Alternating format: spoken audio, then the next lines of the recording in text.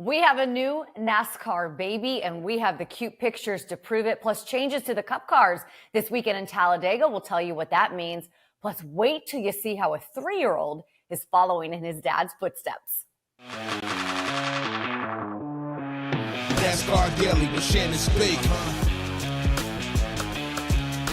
If I've said it once, I've said it 1,000 times. NASCAR is all about family, and today's episode is going to prove that. Welcome to the world, baby. Bex Hayden. We're going to show you those pictures in a second.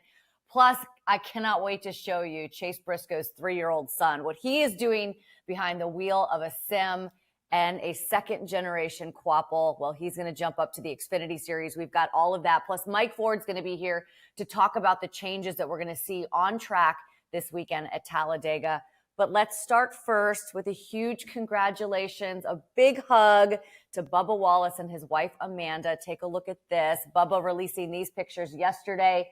Bex Hayden was born on Sunday. Bubba went back to Charlotte and then back to the racetrack where he jumped in that car and raced. I don't even know how he did that, honestly.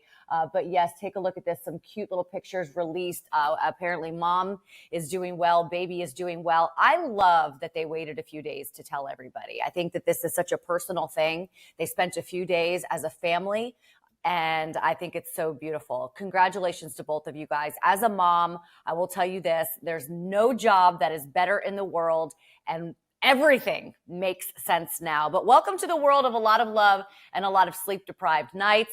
Congratulations to the both of you. I'm very happy for you. Second, we've got a second-generation driver jumping up to the Xfinity Series. That would be 21-year-old Travis Kvapil. See, I messed up, right? Carson Kvapil, not Travis Kvapil. Travis is his dad. I used to cover Travis back in the day, so honest mistake right there. Carson has 8 starts in the Xfinity Series with 3 top 5, so he's done really, really well, including the second place at Dover.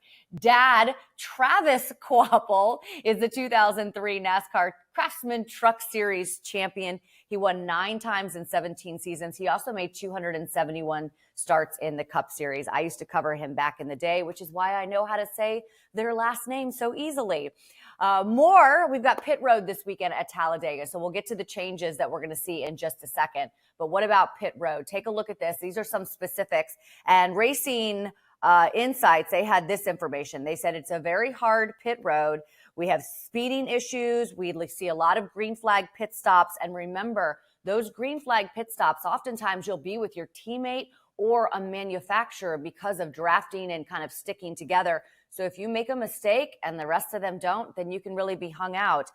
We will see a lot of 2-tire changes and fuel. So there's going to be a lot of green flag pit stops and a lot of opportunities for mistakes or not mistakes to get it right down there on pit road. So make sure that we keep our eye on that. We're going to keep our eye on this as well. There's some changes taking place to the race cars this weekend, all in an effort to keep those race cars on the ground. Safety is number one. So we're going to have a higher roof rail. The rocker panel skirt will be adjusted, and we will have fabric under the right side roof flap. So Bob Pockrass tweeting, NASCAR won't use front windshield air deflectors that it considered for Talladega to reduce the chance of cars getting airborne. We'll add fabric on right side of hinge of roof flap to block air. Rocker side skirt, right side roof rail extends 2 inches. Remember, we did also have that shark fin at Daytona, but of course we saw some cars get in the air, and we do not want that to happen. So making some changes, and there's a lot of them. So we're going to dig into those right now. All right, so joining me now is the Managing Director of Racing Communications, Mike Forde. I know this has probably been a really busy week having to answer a lot of these questions because I look at these changes that I just listed, and it does seem like a lot of changes. So tell me about them and tell me what the objective is when making these changes to the race cars, Mike. Yeah, no, great question, Shannon. Our engineers at the R&D Center have been really hard at work. So it started with Michigan. You saw the 7 flip over. Continued on at Daytona. We made a small change at Daytona, saw another flip over with the 4. So immediately, the next day, maybe actually even later that evening, they started inspecting the car, the 4 of Josh Berry. Monday, they went to work on everything from GPS data, starting CFD, and then making plans to go to the wind tunnel to see if there are anything we can add, parts and pieces from my aerodynamic perspective. This really isn't a safety issue. This is more of an aerodynamic issue. So our aerodynamicist went to work and did CFD modeling, which takes hours and hours on a computer, and then had some confirmation testing at wind tunnels and did things like adding a rocker skirt, right side roof flap fabric, and then right side roof rails were extended to 2 inches. It was originally at 3/4 of an inch, so they added an inch and a quarter to that. And really, all this together is going to work to help keep these cars on the ground when the cars are going at a certain speed at 90 degrees. So that's what we saw with both Michigan and Daytona. When the cars turn at a 90-degree angle at a certain speed, it starts to lift off. Now, what we saw at Daytona really is the one that's very hard to control. And Brad Moran talked about this on SiriusXM NASCAR Radio on Saturday. When you have 2 cars close together like that, it really disrupts the air and makes it a little bit more unpredictable. And that liftoff speed does go down a little bit. So these parts and pieces all together working in concert really should increase liftoff speed. Our engineers are saying it should increase it by 25%. So that's a significant number. So we're hoping that this does improve that issue. We cannot change the laws of physics; those will always be there. So there's a chance that we can see it, but this should certainly help the problem. Dang that Newton, right? I'm assuming it's Newton's laws of physics, right? That's my Sunrise education. What was the speed? Do you guys have that data? Like, what was the sweet spot before, and you said 25%, but what's the sweet spot now? It's a moving number, and it largely depends, like I said. So if you look at Daytona, the 4 and the 2 are right next to each other. It's well over 200 miles an hour to say that, but it's anywhere from 215 to 225, and it decreases though if you have 2 cars very close to each other, and the 4 and the 2 were almost side by side. That's why it's so important at Talladega to have these changes, because we see cars, 3, 4 cars feet apart. So when they're like that, it does change the game. So our engineers were hard at work to try to fix this issue or improve the issue. We've seen blowovers before with the next gen car, the Gen 6. We've seen it through our 76-year history. But since we saw it so recently and within 2 or 3 races of each other, that obviously got us working, and that work will continue into the 2025 season. Yeah, I feel like I was having this conversation with somebody, and they were asking me if cars seem to be going airborne or lifting off the track a lot more this season than past years. And I told them that I remember seeing it when I first started covering the sport, and then there was an extended period of time where you didn't see it. Does the data show that there's an increase this season? No, I wouldn't say it's an increase. I think it's just because the proximity of the 2 races. So you had Michigan, and then after Michigan, you had Daytona 2 races later. So the end of the regular season, we saw it too. And what I think really was the most surprising thing that we hadn't seen much before is the 7 car getting up by itself without a car next to it, or something called ramping or tripping, where there was damage to the car.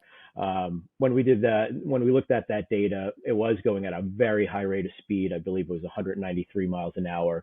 Plus, there was a gust of wind that had come. It was a very windy day in Michigan, if you remember, and that helped too. So that raised that speed to well over 200 miles an hour because of the wind. So I think there were a number of factors there. We didn't want to see that. That's why we added that one piece for Daytona, and I think that did help. If you saw what happened with the 2 and that 4 incident, the 2 did try to get up in the air a little bit, but then came right back down.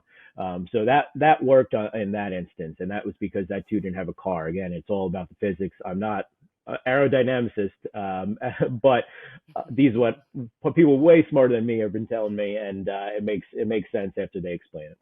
Okay, I have my safety hat on, right? Like I want those cars to stay on the ground. I want these drivers to be safe. But I'm going to take this safety hat off right now. I'm going to put my fan hat on. Talladega is my favorite racetrack, Mike. Am I going to see a change in racing, pure racing on the track with these changes to the car? Shorter answer is no, probably not. No, we one of the things we did was once we go to the wind tunnel, to sort of confirm what the computer modelings have told us. We go to the wind tunnel. That checked all the boxes that we wanted to see. So then we make a decision of, okay, here's what we want to do. We go to the wind tunnel again to do what's called a parity test. And what that is we put all three different bodies into the wind tunnel, Ford, Toyota, and Chevrolet, to make sure that they all were within a box from a competition downforce drag manner. And we want to keep them all pretty much the same. We don't want to hurt one manufacturer significantly over another one because of these changes. And we felt comfortable with the numbers coming out of here. And if our engineers feel confident that it's going to be the same Talladega that you've seen. We had a meeting with the drivers on Saturday, and you saw some of the comments coming out of that. They feel like pretty good. They don't believe that this is going to be a significant change to the competition, or really any change to the competition. I think though it's three different changes to this car, they are small in nature and really would only come into play if there is a 90-degree spin at a high rate of speed. So if they're in the pack, we're going to see the same kind of outstanding, close, side-by-side, exciting racing that we've always seen at Talladega. Get her done. Get her done. Let's do it out at Talladega this weekend. Of course, Absolutely. The playoff race. Thank you for spending a few times. I know it's been a busy week, and thanks again for everybody's hard work in aerodynamically affecting these cars so that it keeps these guys on the racetrack and ultimately safe inside those cars and on the race. We'll see you soon, Mike. Sounds good. Thanks, Shannon. All right, before we get going here on NASCAR Daily, we do want to show you one cute little video that Chase Briscoe posted. Take a look at this. This is his son, his 3-year-old, who, by the way, probably is a better driver than I am. He's in the simulator right here. This is Brooks, and Chase Briscoe said he's not even 3 years old yet and already begging me to get on. That's awesome. Remember that we are on baby watch for Chase Briscoe and his wife, Marissa. They're having twins. As a mom of twins, I love it. I can't wait. Noah Gregson, maybe he broke a little news. I don't know. Noah posted this on Instagram. Twins, Chase Briscoe. So we'll see. We'll see if that announcement comes down before we get to Talladega this weekend. Good luck to both of you guys. Wishing you all the best for sure. And again, congratulations to Bubba and his wife, Amanda. Tomorrow on NASCAR Daily, Erica Davis will be here to get you ready for all your gambling and betting needs. We'll see how we did last week with our picks. We'll be back tomorrow. Have a great day, everyone. NASCAR Daily with Shannon Spake.